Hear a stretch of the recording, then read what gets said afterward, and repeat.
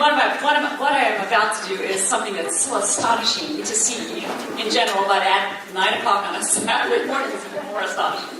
Before I do my little demo, I just would like to thank John Chisano and Casey Palmieri of the Anderson Valley Winegrowers and all of you winemakers and winegrowers and for making this event happen, and for Michael and the great dinner last night at Petit Royale, the amazing fromage, cheese, and our great accommodations, so thank you to that. And also, thank you very much to Wines of Alsace for our delicious wines that are in your, I'm not quite sure what to call this. I guess it's a champagne fruit. I'm not quite sure. It looks like a thimble to me.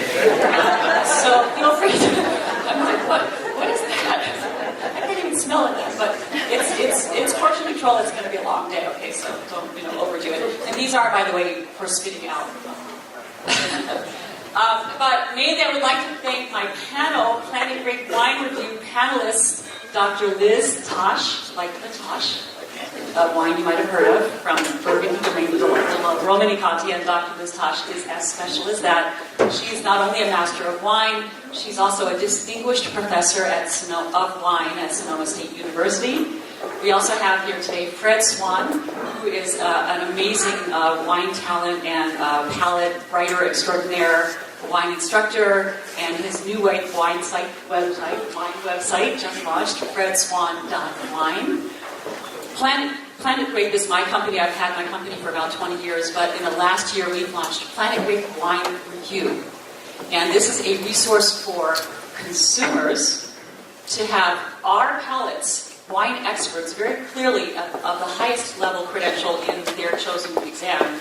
So very clearly wine experts behind the scenes rating the wines. But the wine reviews are a tweet and a half in length. No technical terms allowed. So Fred's like, tannin. I'm like, no, you can't use the word tannin. Liz like, is Remont?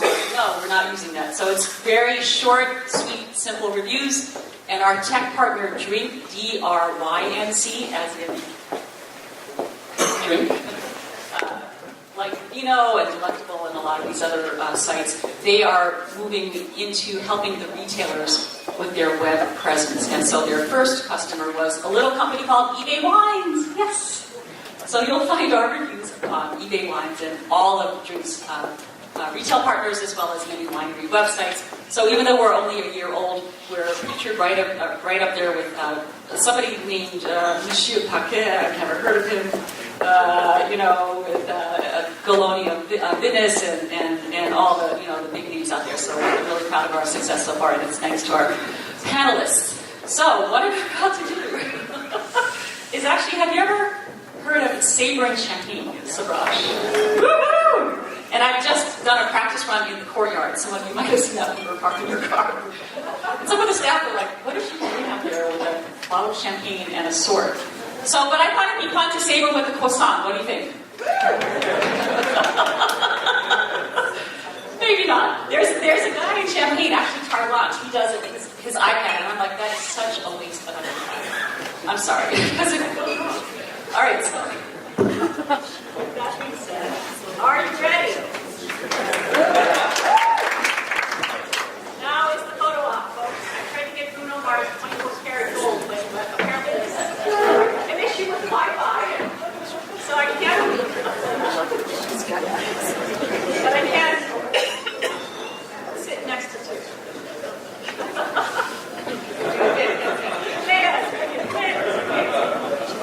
Because that is how you roll. Yeah, that's right. All right. Is everybody ready? Yeah! And then after this, I don't know what we're going to do the next stuff, but we'll try. Are you ready? Ready!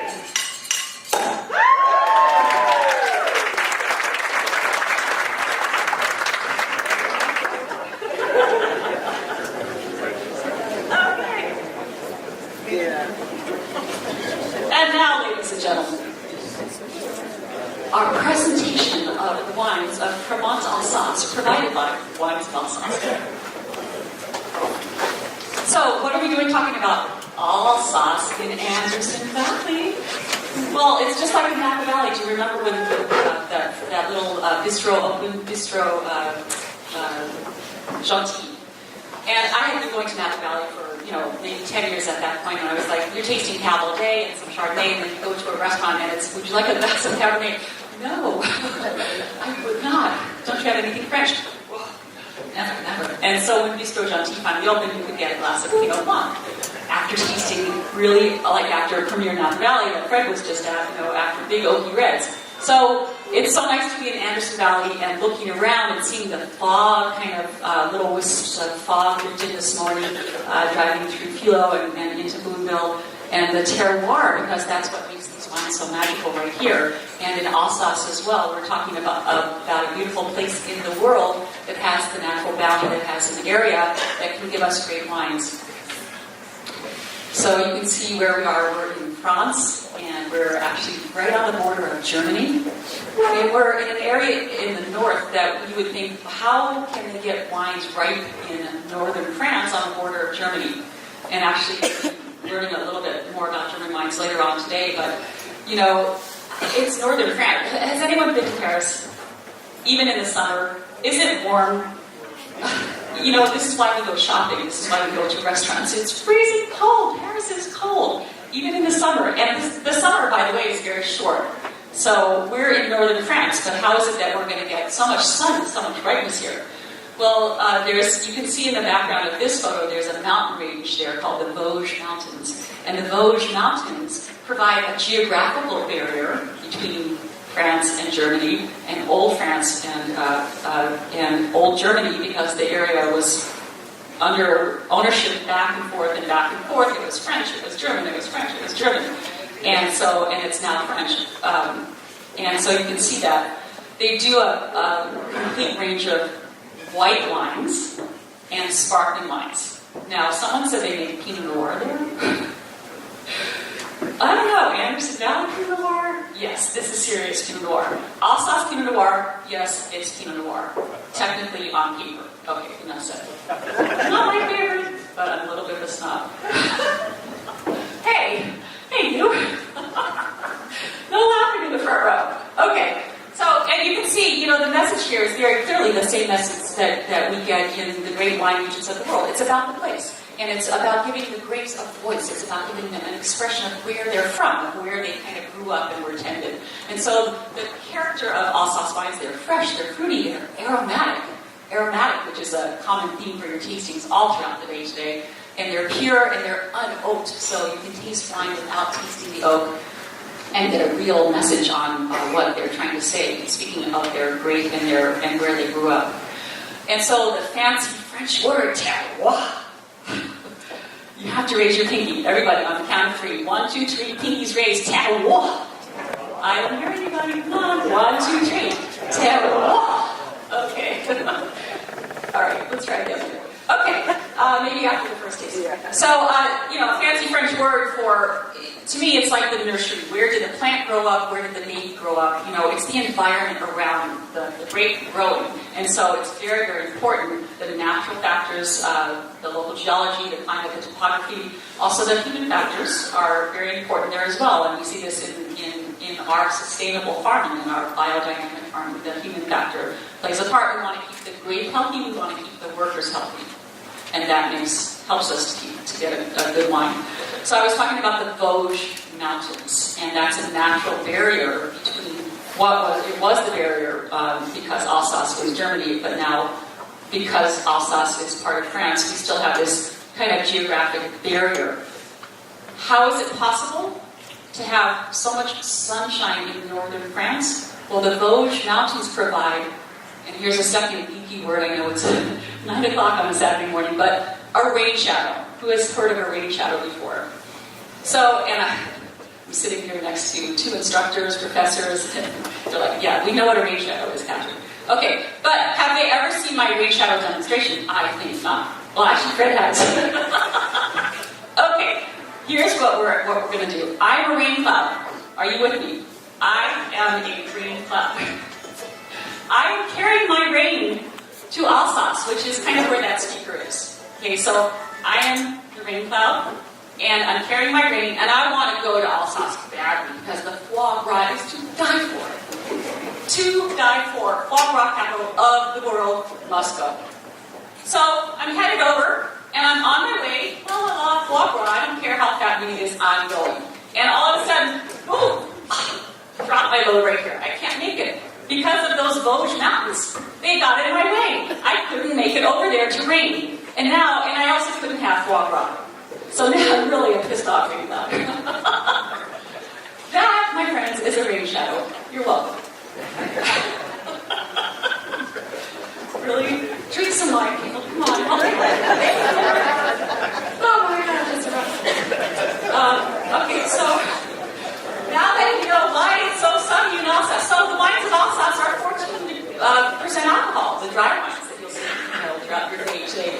The sparkling wines that we're about to taste are in the range of 12 and 12.5, just like champagne. And they're made in the champagne method, so we'll talk about that. Because, now that you know all about rain shadow, that's all you need to know. Alsace is very, very interesting because you have the south-southeast exposure, which you can see on the coastal range here in the mountains. You have 200 to 400 meters in elevation, so you have a little elevation, so good drainage. It's kind of like the Côte d'Or, the Golden Belt, kind of the mid-slope. Good drainage, not too much rain. And Alsace is I like to call it a patchwork quilt of soil. So if someone is saying, well, this vineyard tastes like this, and this vineyard tastes like this, it's all about the soil. It's even within a single vineyard, you could have 5 different types of soils because you have all these uplifts and glacial movements from the Paleozoic era to the Quaternary era. Okay, enough of that slide. Next.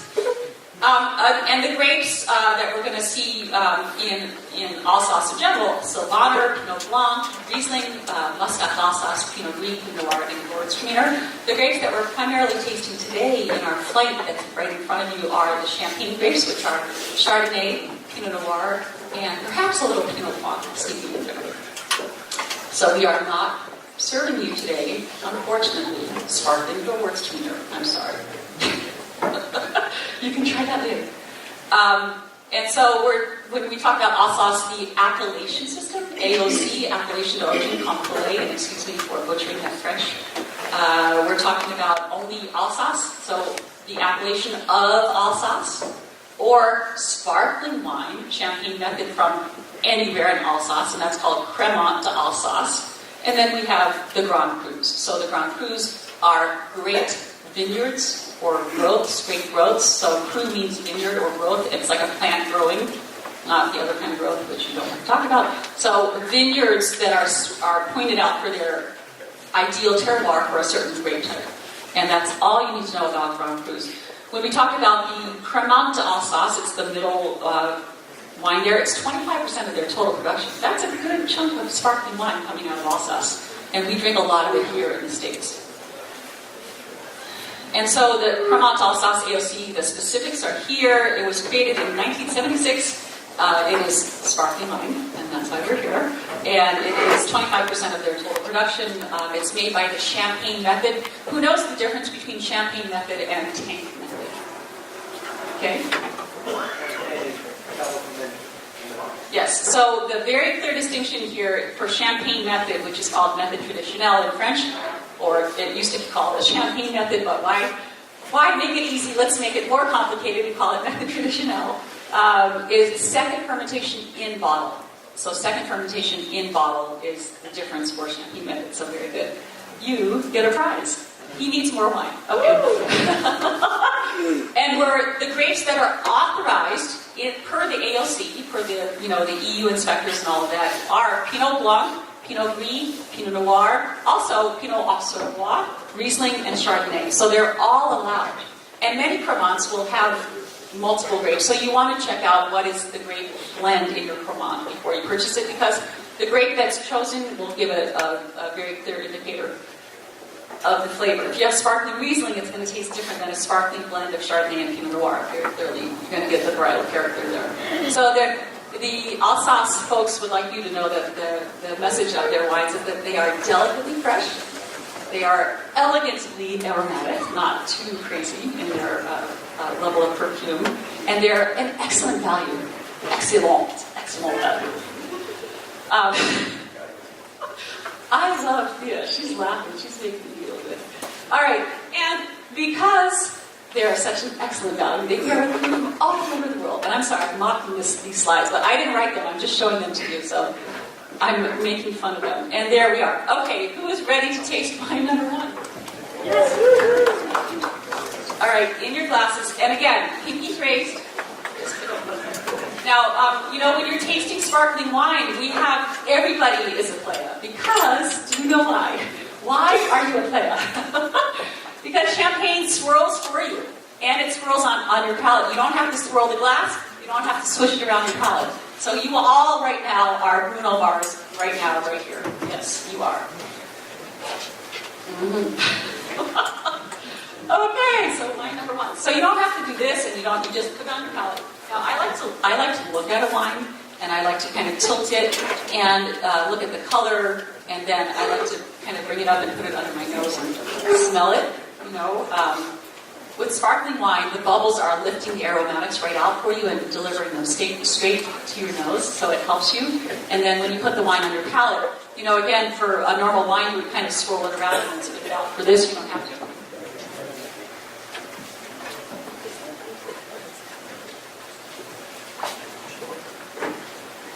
By the way, it's 9:10 a.m., so we do recommend these. Whew, what a way to start the day. So wine number one is called Albert Mann, M-A-N-N, Extra Brut Cremant Alsace. Yes, it's Albert, and then M-A-N-N, Mann. And it's an extra brut, meaning it's very, very, very dry. And you can probably taste that. Also, by the way, the first sip of wine in the morning is kind of a discount. You have to do it again because you probably had coffee or tea or maybe a croissant. Or maybe even a croissant that I used to savor with.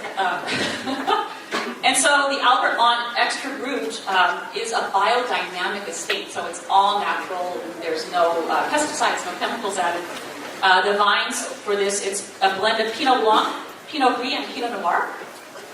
So Pinot Blanc, Pinot Gris, Pinot Noir, they're 35-year-old vines, which is, a nice age. There's vines as old as 142 years in California, and many at 125 and 128. That's really old vine, and that produces a tiny crop. But 35 years is a really good age for a vine. It's a really healthy age to get a lot of character in the fruit, and it's a vine that's in balance as well.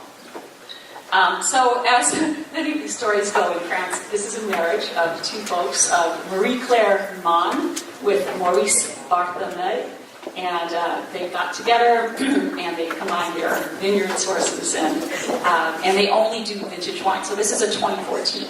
So this is the anomaly in our flight because the others are non-vintage, and most Cremant Alsace is non-vintage. So what are some things that you get when you taste it? Anything particular? Green apple. A lot of apples. Yes, is our cider woman here from last night, McGowan, is it? Gowan is the apple expert of the entire Mendocino County, I think. I saw her earlier. Anyway, apples, yes. And so if you were drinking cider last night, you probably recognize that in this wine. Very good. Okay, so there's something called lees aging. And when you hear about champagne, we're always talking about autolysis, autolytic character. And again, what a great thing to have up here. A croissant. This is autolytic character right here.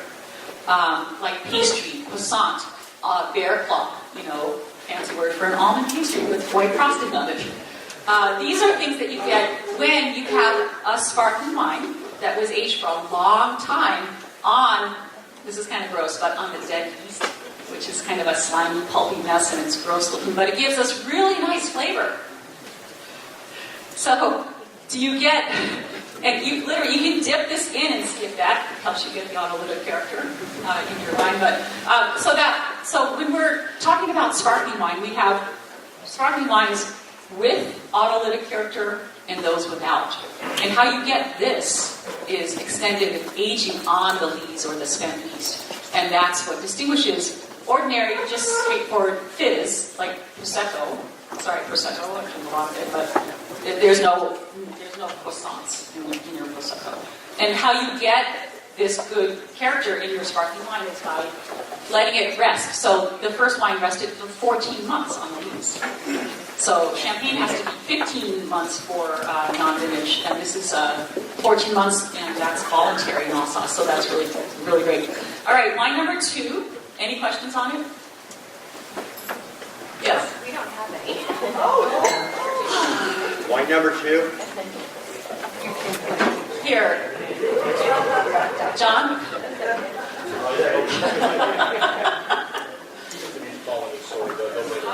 Okay.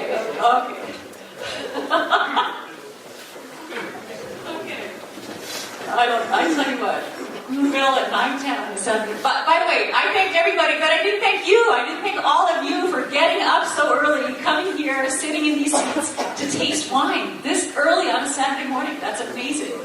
Really amazing. So thank you for coming. Okay. So they're getting their first wine. We're going to move on to the second wine right now, which is the Will.am.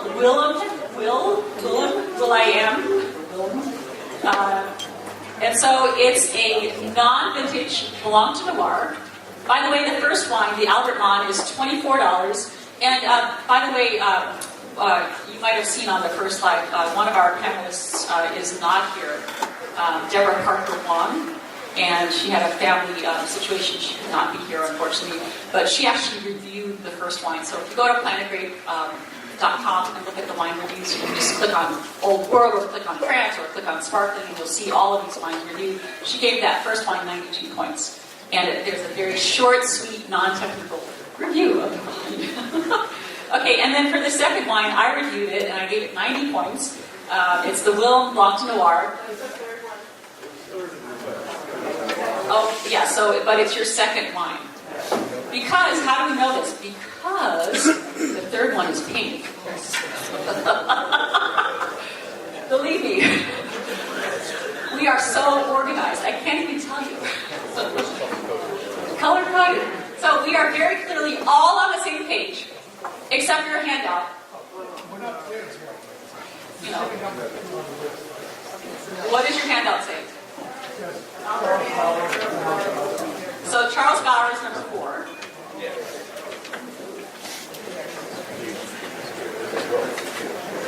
Pierre Spar is the pink one.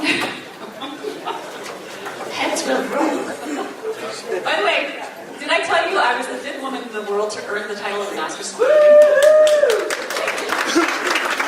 And did I tell you that this is my 20th year anniversary of becoming a Master Sommelier? Wow. Yeah, so thank you for the soft lighting, everybody. And you people with cameras, filter. Thank you. Except for these two, they don't need it.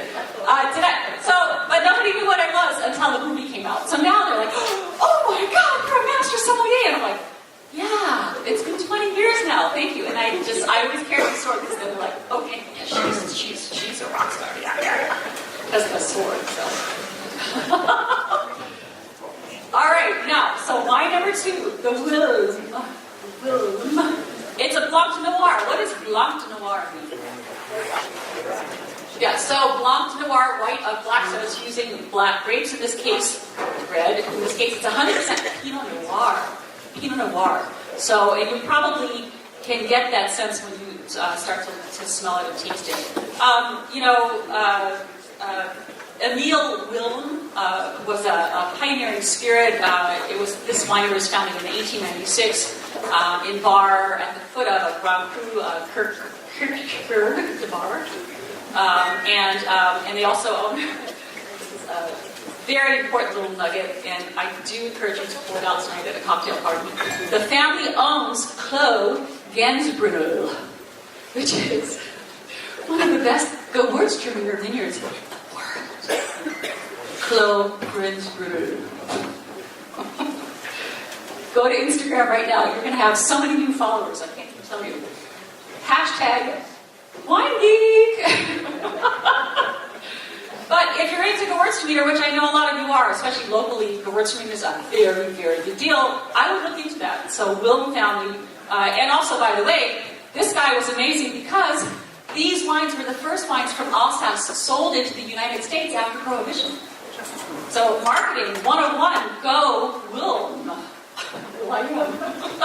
Except for the name, it's hard to pronounce. And so we're doing a very little skin contact because they don't want the tannins, they don't want the chewiness, the kind of the thing that gives you this in the wine. They don't want that in the sparkling wine. You get enough of that from the acidity. And so it's also aged 12 to 15 months on the lees. And it's got a little dosage. Does everyone know what dosage is? Dosage. So champagne, if you haven't, or sparkling wine, if you haven't already noticed, is extremely acidic. It's picked really early, and what we're trying to capture best. And actually, what am I talking about? There's a few sparkling wine producers here.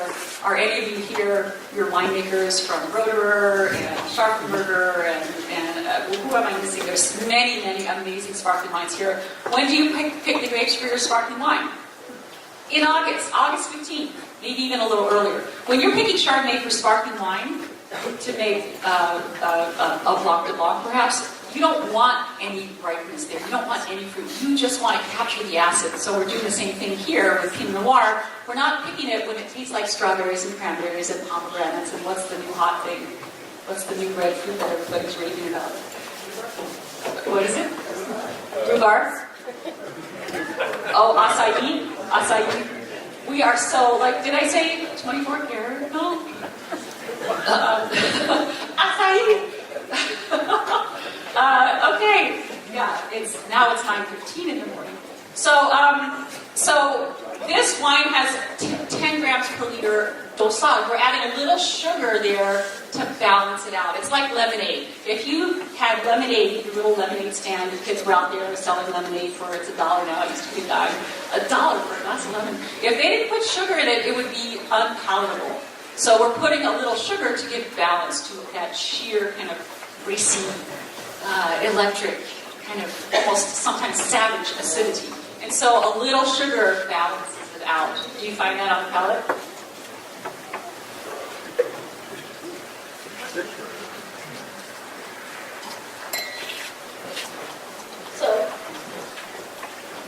So, you feel that? It's a little bit more mellow, a little bit more creamy. There's a little bit more richness. Do you feel that? It's got a little bit more weight on the palate, and that's from, I like to call it the blanket of sugar. It's like a warm quilt of coating your tongue, and that's the sugar. And it doesn't taste sweet necessarily. Does it taste like croissant? Do we have autolytic character? See, you're learning so many cool words to bore your friends that are not into wine. Autolytic character. Woohoo! Does it taste like this baked goods, anyone? Or biscotti, toasted almonds, nuttiness? It's got a little bit of that character from the lees aging as well. Okay, so thank you for bearing with me while I talked through the presentation and through these first two lines. Any questions on these first two before I turn it over to Dr. Liz Tosh?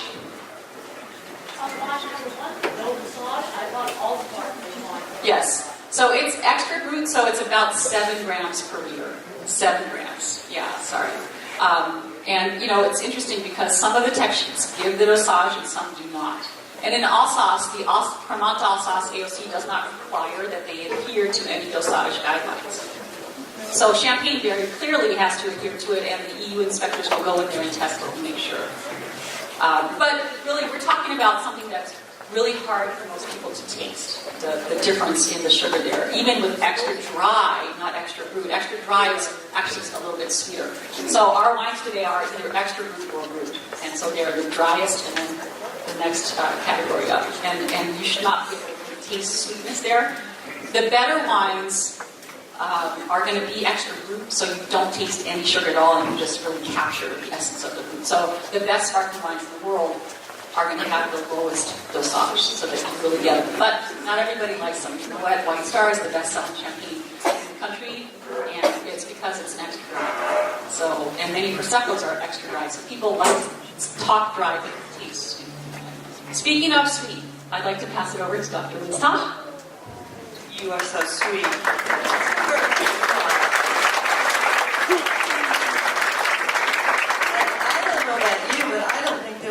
Better than drinking bubbles on a Saturday morning. So anyway, how many of you have actually been to Alsace? Let me see a show of hands. Whoa, a lot of you. Isn't it one of the most beautiful wine regions in the world? Except for Amsterdam. But no, I was there in October, so I was there for 4 days for harvest, and everything was golden, like those photos that Catherine was showing us. It was just so pretty, and all the little villages, they have more flowers in Alsace than they do in Burgundy and Bordeaux. All the window boxes have flowers, there's storks on the roofs. It looks like a fairy tale village. I just love that area. And I'm really lucky because actually my ancestors are from Alsace, and so my aunt has a house there, so I got to stay with her for 4 days and for a winery. So it was so nice when Catherine called and said, hey, should we be on this Alsatian panel? I said, sure. So I am fortunate enough to be able to do the pink wine. And I'm happy about this because you know the two hottest trends in the U.S. wine market are bubbles and rosé, and we got both in the glass here. And this is just such a fun wine. So one of the things I like to do when I go through, similar to what Catherine did, is first of all look at the color of the wine. And when I first poured this in my glass, I thought, wow, this is not just pale pink. This is salmon. And so salmon has a little bit of orange mixed with pink, and it's just really beautiful. And it's a darker salmon. So this is not any windy rosé. This has got some vibrancy to it. So I love the color. And I don't know if you still have any bubbles left, but when I first poured mine, had a lot of nice, long, persistent bubbles. We sort of got those strings of pearls that are coming up in the glass. I just love to look at it. I think part of the joy of rosé is just, and sparkling, is how beautiful it is to look at. So I can still see a few bubbles in mine, which is a good sign.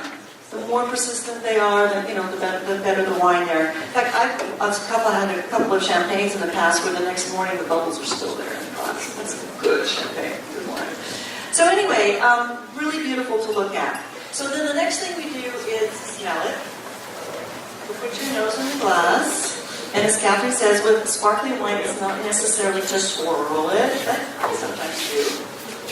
And immediately we're starting to smell something. What do you guys pick up in this wine?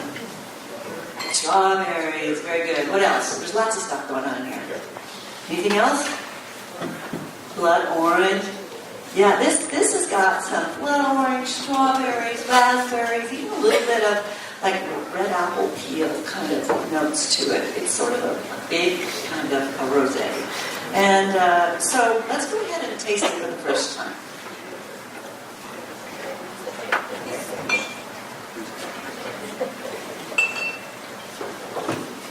Maybe it's your second or third time to taste it. I don't know. It's okay. Okay. So we get it on the palate, and it's not as frothy as when I tasted it before, but immediately when I tasted this wine, it was fresh and just frothy, and the bubbles were wonderful, cleansing my palate.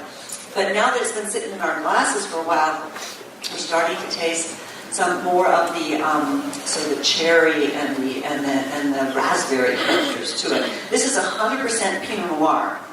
And that's one thing. That's a fact about 1Cremant d'Alsace. If it's rosé, by law, it has to be 100% Pinot Noir. So here, another fun fact. You can quiz your friends on that. Okay. And other parts of the world, if they're making a rosé, it might be a little bit of Chardonnay too, a little bit of Pinot. I just had one in Napa where they put a tea straw in it. So you can do different things. But in Alsace, by law, 100% Pinot Noir. So we're starting to taste some of that Pinot Noir characteristics of the cherry, of the strawberry, and the other thing we know. Taste it one more time.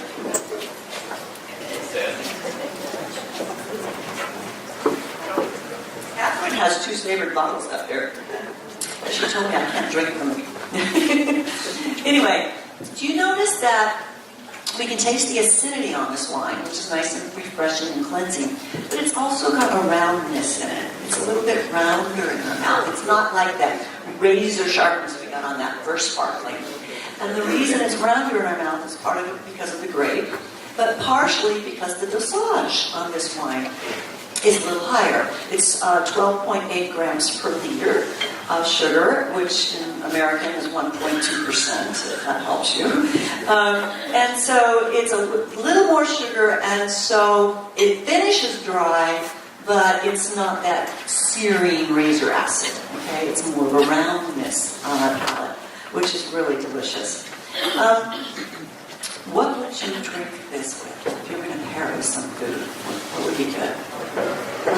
Lobster thermidor, pancakes, what else? Yeah.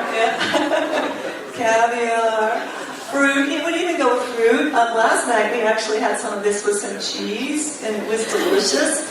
I mean, this is the kind of wine that you can just drink on its own as an aperitif, watching the sunset, talking with friends, or pair it with salad, pair it with some fruit, pair it with lamb sliders. Yeah, it's big enough because of the Pinot Noir base that you could pair it with a lot of different foods.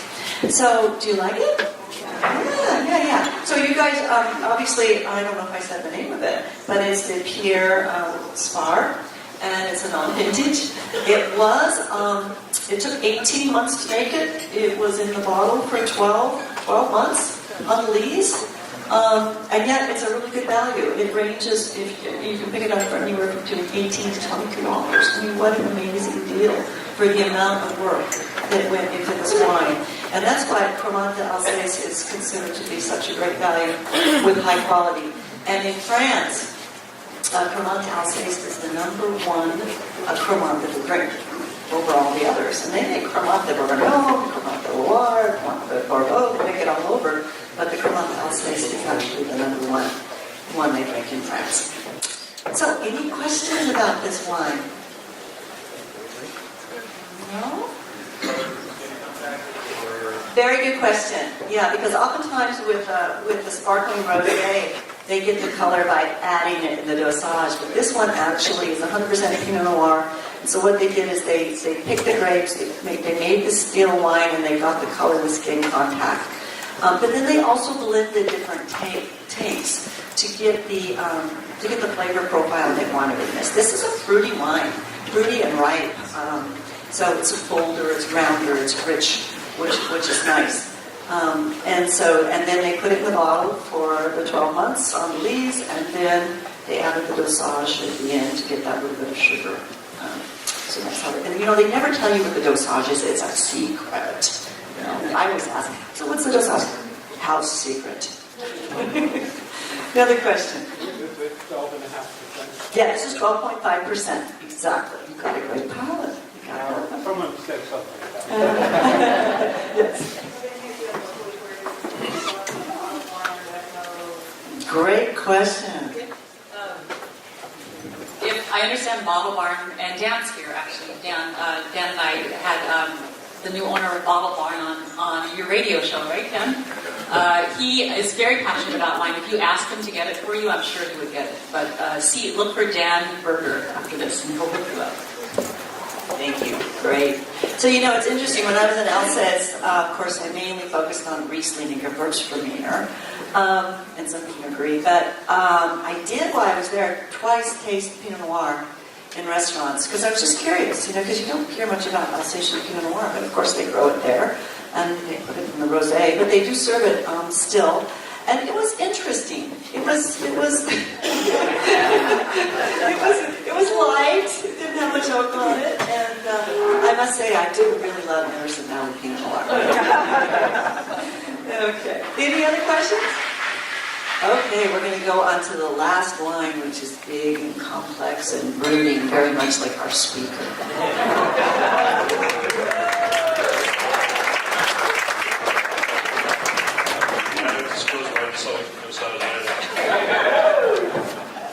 Hello. So, on to wine number 4. A few different interesting stories here.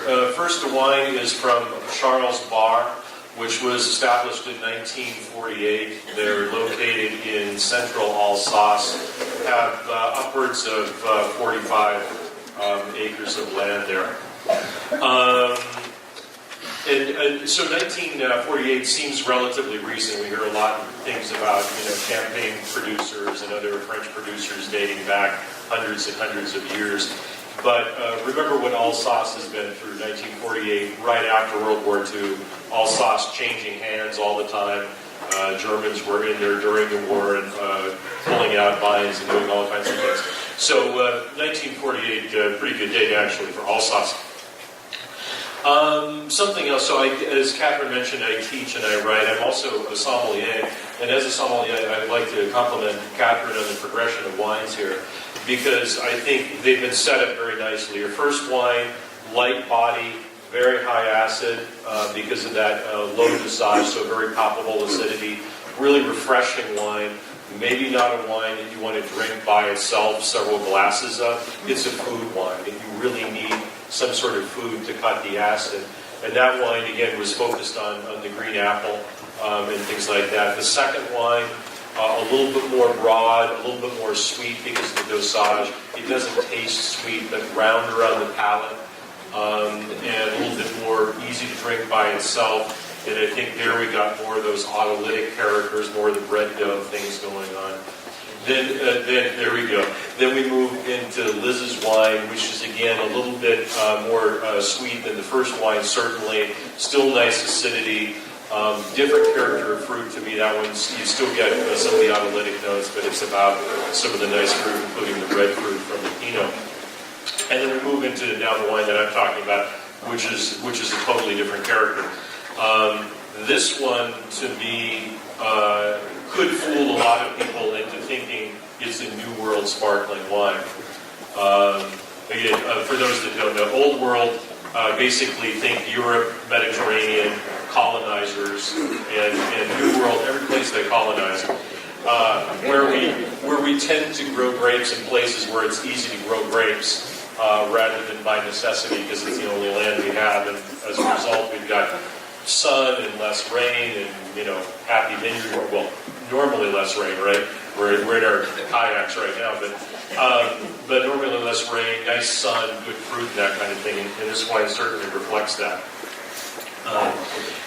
This wine is also different from the other ones shown here based on the varietal composition. This is a blend of 3 grapes which have kind of an odd and different types of relationships to each other. 40% of the wine is Pinot Blanc, which you're all familiar with.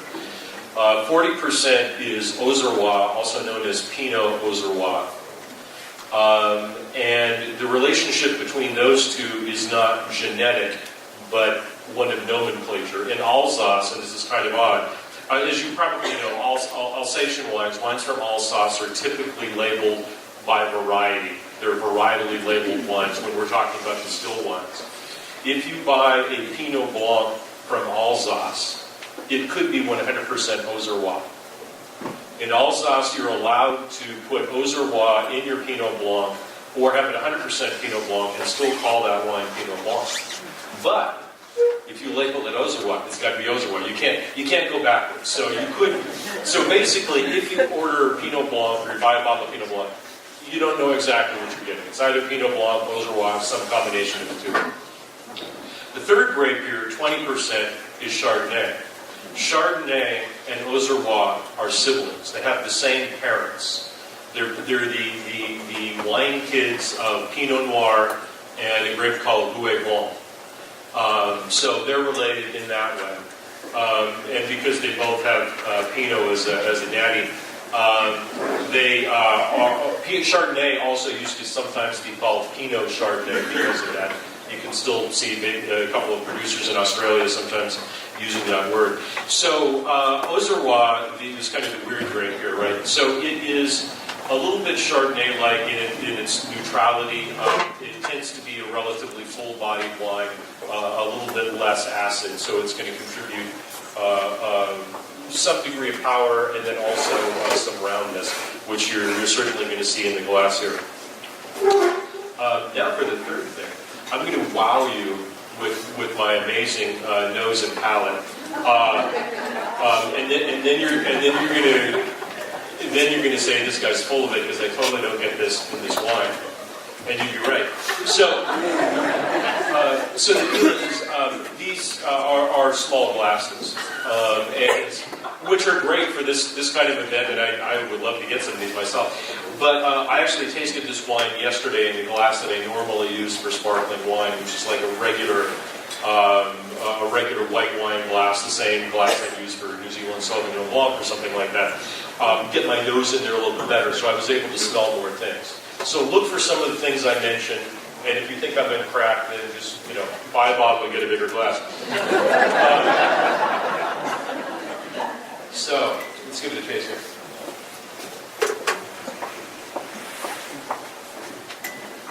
And then we'll go back to the nose. So as you can see, this is certainly the broadest and sort of the palpably sweetest of all these wines. Yet there's still good acidity. You get acidity coming chasing in, so it's still sort of medium plus high acidity here. Pretty refreshing. You could easily drink this by itself or with food either way. So on the nose, a couple different things. There's certainly autolytic notes here. There's some raw red dough, there's some yeasty notes, things like that. But there was a lot of fruit on the nose.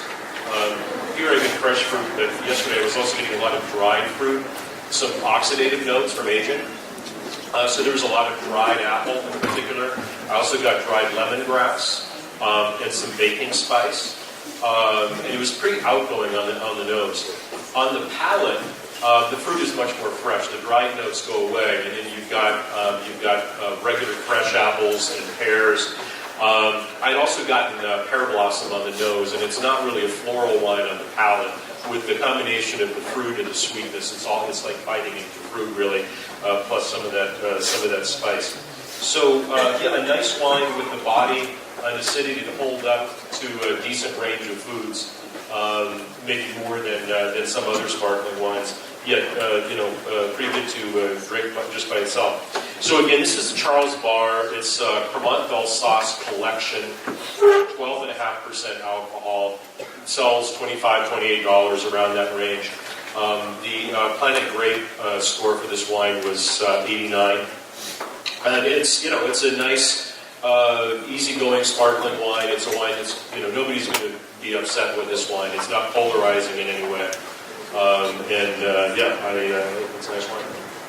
Any questions, answers? Cool. How do you train your palate? That's a good question. So it's a matter of practice, and it takes time. Our sense of smell works differently than all of our other senses. All of our other senses go through our nervous system up through the spinal column into the brain, and goes to one particular area. But the sense of smell, the olfactory orb, is connected directly in the brain to our limbic system, which is the system that controls emotions and memories and things like that. So it's a whole different process for trying to figure out what we're smelling. And since when you're tasting wine, 90% of what you're tasting anything, 90% of what you taste is actually coming smell from the back of the palate. It has an effect on flavors as well. So it's a matter of doing a lot of practice and building memories of things that you taste and smell so that you have that to refer to. And then relaxing, because smelling and tasting things in wine and trying to identify things in wine, it's like trying to remember the name of a person you just saw. The harder you try, the harder it is to actually get it. So it's better to just, swallow a bit of the wine, relax, and do the sort of multiple choice testing. Just first thing that comes to your mind is probably right, at least for you. Yeah. I don't. Yeah. I'm going to say, so it's brut, which would have meant that it should have been 15% or less. I'm going to say it's pretty up toward the high end here. I think they're pushing the envelope a little bit. Yeah, good question. I forgot to mention that. Thank you. So this, a lot of lease contact, actually 24 months here, which is why we're getting so many of the easy for me to say, autolytic, and bread notes and yeasty notes, things like that. Anything else? It's kind of like the rotor style, like that really kind of bold and masculine style. Right. Right. Awesome. Well, thank you all for your attention. I'm sorry, there's questions in the back. Interesting what you said there, Roderer. I don't know if he's in the room, but the winemaker from Roderer comes from Alsace. He's from Strasbourg. So, interesting point. Second point, I know this is an educational session. and a couple of you have been a bit kind of joking about Pinot Noir in Alsace, but there's advanced dossiers to have Pinot Noir on 3 of the Grand Cru in Alsace, and it's probably going to happen in the next 2 years. So Alsace is making very serious Pinot Noir, and 1Cremant is one of the key producers in Weaponsheim. So just a piece of educational information because it is an educational center. Speaking of growing and education, so the Auxerrois that I talked about, there's about 2,500 acres in total Auxerrois in Alsace, so it's not a massive proposition. Yeah. You had mentioned there was 40 Pinot Blanc, 40 Auxerrois, and then what was the third one? 20% Chardonnay. So that's your straight up traditional champagne grape. Anybody else? Awesome. Thank you so much.